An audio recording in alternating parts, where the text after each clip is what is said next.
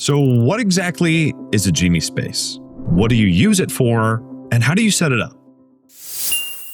Hello and welcome back to another Pragmatic Works YouTube video. My name is Zane, a data engineer trainer here at Pragmatic Works.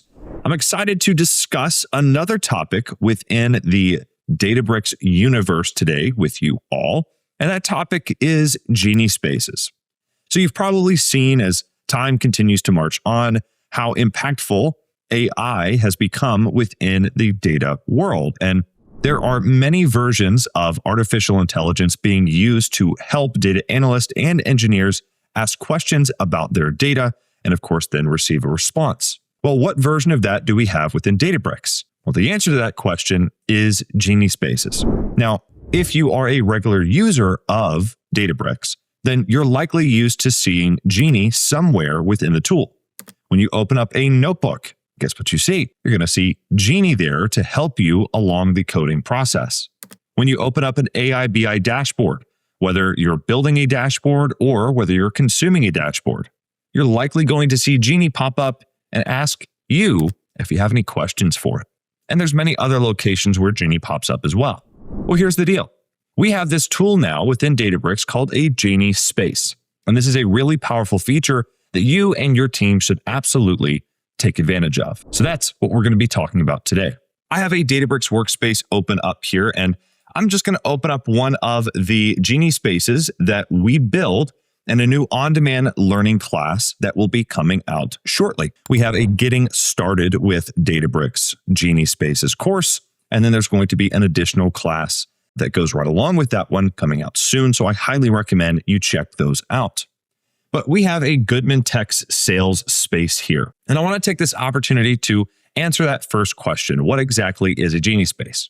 Well, if you work with data in one way, shape, or form, you're going to get to the point where you're working with business intelligence.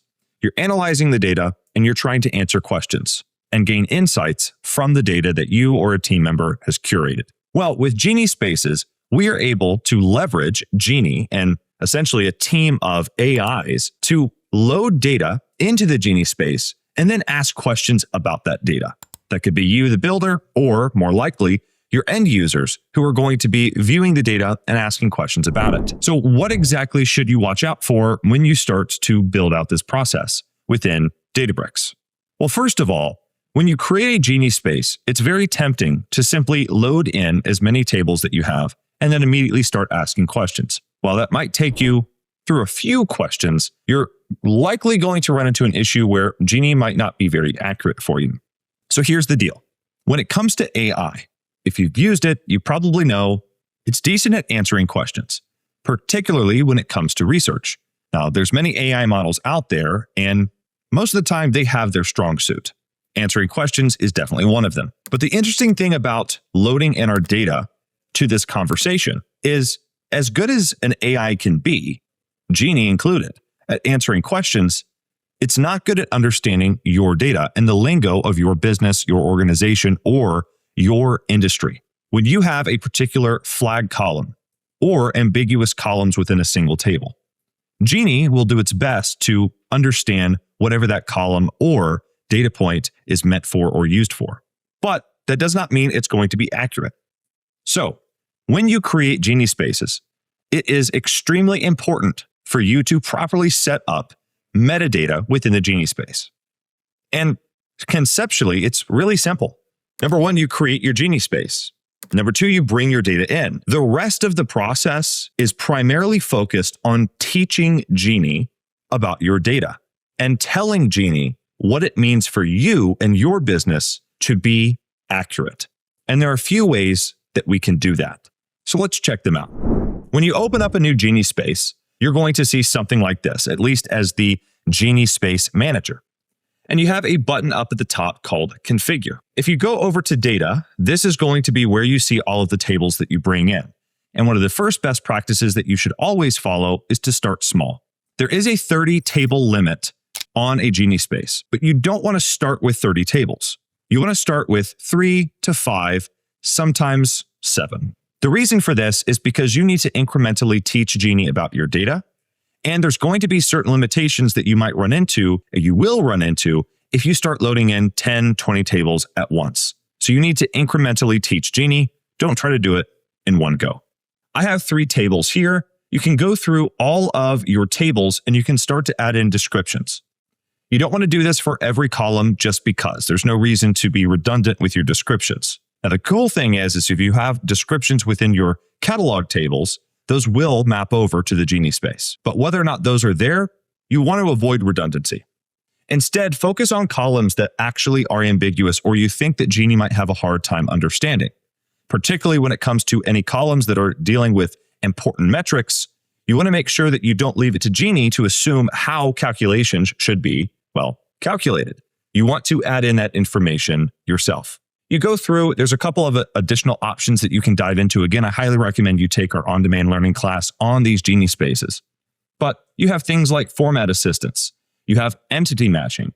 These are items that help Genie understand when the user asks for sales in the state of Florida, that when we look at the column, when Genie looks at the column and sees FL, well, things like entity matching and format assistance will help Genie map the word Florida to the acronym FL. So you want to use these features where they're going to count. Outside of simple descriptions, you can also add those descriptions to your tables. But if you go over to instructions, this is where a lot of the power is going to come from. First, you'll see general instructions. And as a best practice, this should be a last resort. Essentially, general instructions should only be used in situations where information you need to give to Genie doesn't fit anywhere else. Think about it this way. Anything you put in the general instructions will apply to all questions asked of Genie.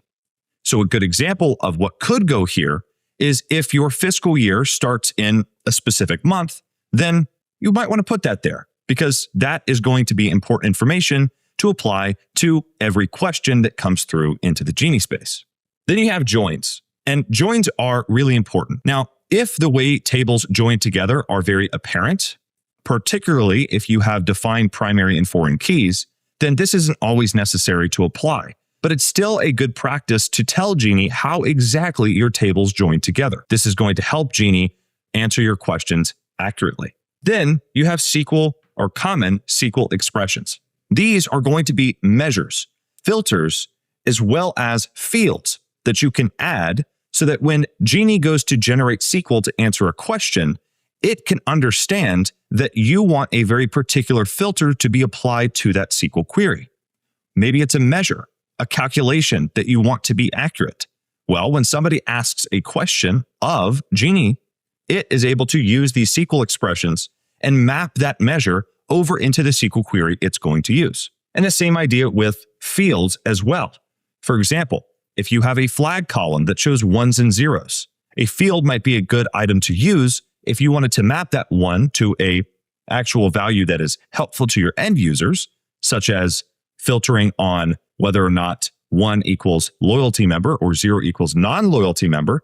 Well, you could use this feature to tell Genie that 1 equals loyalty member and 0 does not. Then you have SQL queries and functions. Now, SQL queries are example SQL queries that help Genie answer questions. Now, of course, all of the metadata that we add is meant to help Genie answer these questions, but these example SQL queries are very powerful and recommended to use.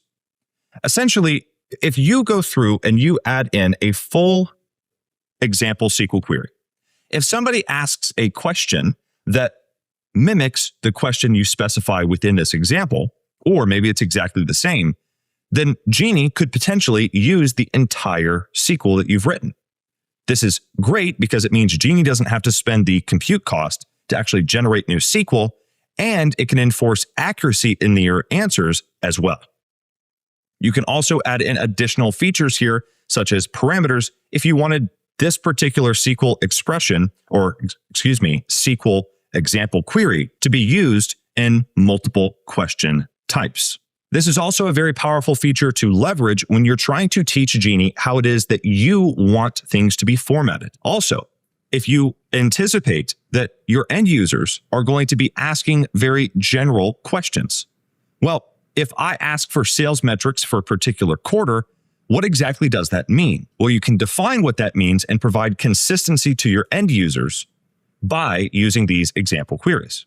Also, you have SQL functions. SQL functions map directly to a function that you have created within your SQL warehouse in Databricks. So if there is a very important and complex calculation that you need to ensure that Databricks Genie uses accurately every single time, then a function would be a phenomenal tool to use. Now, as you build out your Genie Space and add in this metadata, it is very important that you go down the right process. It can be tempting to open up a new Genie Space and start adding in whatever metadata that you think would work. And granted, one thing that you can start with pretty early on is defining your joins and going into your columns and identifying any columns you think could cause problems for Genie. Add descriptions to those and apply your joins. But primarily, what you need to start really early on with is going to be benchmarking. Essentially, benchmarking allows you to ask questions of Genie and test its response. How do you test its response? Well, you create your own SQL query. And when you run your benchmarks, Genie will answer your question and it will compare to your ground truth SQL query. This is essential to an accurate Genie Space because this is where we define what accuracy means for us and our business. If we want Genie to respond in a certain way, the only way that we can make sure that happens is using benchmarks. And the great thing about this is when you go through and see that you have a negative score as you build out and test Genie via these benchmarks, it is going to tell you what your score is. In this particular situation, based on this question, I have a 0% accuracy rating. Not great. If we come down, Genie is going to compare its SQL to our SQL. We could then look for accuracy differences between those two outputs, and Genie will even provide its reasoning for why it gave us this particular score and identify differences in the SQL. This is so important because it tells you exactly what type of metadata needs to be added for Genie to properly answer your questions. This is going to give you guidance as well on what type of metadata should you add. Maybe in this particular situation, by reading through the SQL differences, we would find that a SQL expression would solve this problem. Maybe it would be an example SQL query. It turns out that Genie also gives you some additional guidance through these benchmarks as well, because depending on the type of benchmark it's running, if it fails, it will likely give you a review or a list of proposed fixes. If you click on this, it will show you different knowledge snippets. In this case, a knowledge snippet example would be a SQL expression. And it's really easy to add these in. You simply hit the checkbox on which you would like to add into your Genie Space and press accept. Continue this process and make sure that your benchmarks are evaluating accurately. Now, once you have this set up, you're going to continue this iterative process. You're going to continue to build out the metadata within your Genie Space and ensure that things are accurate. This does require, at a deep level, that you communicate with your end users because your end users will be the ones asking questions. You want to identify what questions are they asking, and those questions are the type of questions you want to bring into your benchmarks. Now, there is, of course, a lot more to say about Genie Spaces and a lot more that you can do here.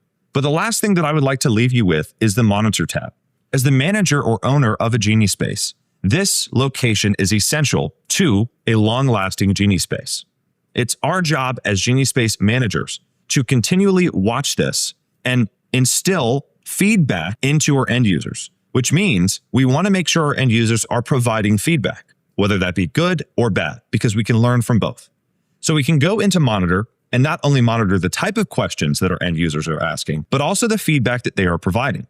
Not only does good feedback mean that we have maybe additional questions or SQL examples taken from their questions that we could use to add more metadata, but the bad feedback can also provide additional areas where we can identify exactly what needs to be changed or adjusted, which is another reason why consistency is key with your metadata. Always stay away from adding in metadata that will conflict with something else that you've added into the Genie Space. So that is what a Genie Space is, what it is used for, and I hope you start to implement it in your own environment and for your end users.